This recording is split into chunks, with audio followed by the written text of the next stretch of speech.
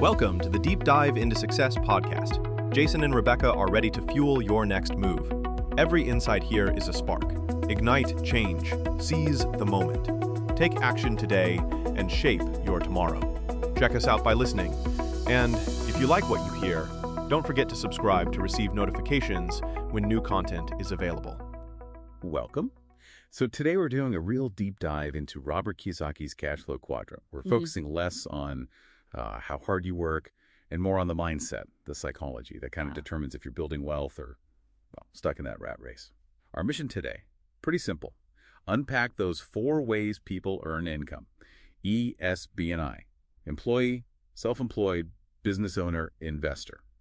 And really contrast the, let's say, fixed mindset on the left side with the growth mindset you see on the right. Exactly. And the key thing to grasp here isn't, which box pays the most right now. It's about which one gives you the most leverage over time. Every single dollar you earn fits into one of these categories. Understanding where you are now, that's like the crucial first step. It's a mindset commitment before you can even think about financial freedom. Okay, yeah, let's unpack that left side then. This is all active income, right? Where what you earn is pretty much tied directly to your time, your effort. So the employee, the E, their big thing is security. Security, absolutely. They often trade autonomy, full control for that stability. They like the idea of a steady paycheck, benefits, maybe a pension. So it feels safe. It feels safe, but the hidden cost is massive. They give up control. Their entire income depends on someone else, the employer. So they tend to be risk averse. Saving feels much safer than, say, investing. And, that whole income stream could vanish with just 2 weeks' notice. That's the reality, limited freedom. Right. Okay. That makes total sense. Now, contrast that with the S, the self-employed. They value independence, definitely control. Often these are really skilled people, maybe a great chef, a coder, a consultant.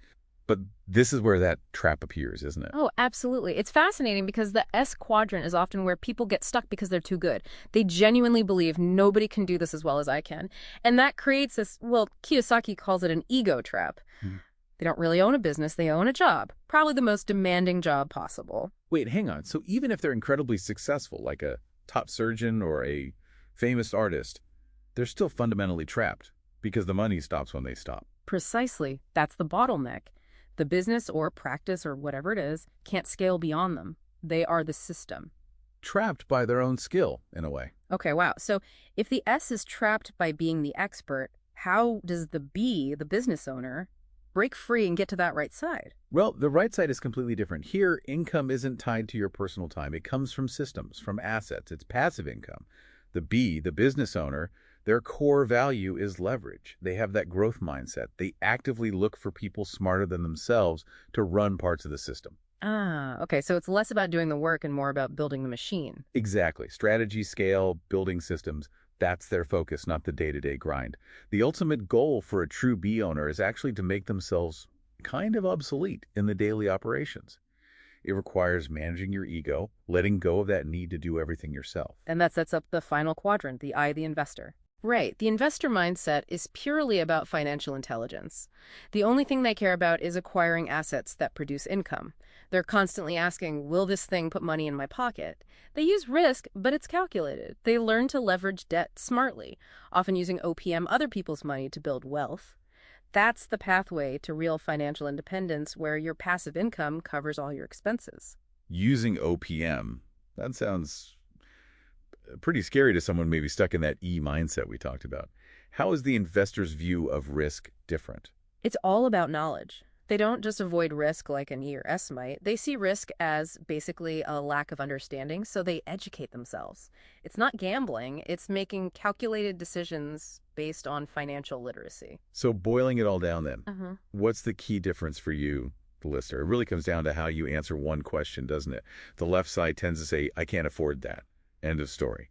The right side asks, how can I afford that? It opens up possibilities instead of shutting them down. That delegation point really hits you at home too. Yeah, think about it. The S mindset chef, maybe brilliant, is chained to that stove 80 hours a week. They don't trust anyone else.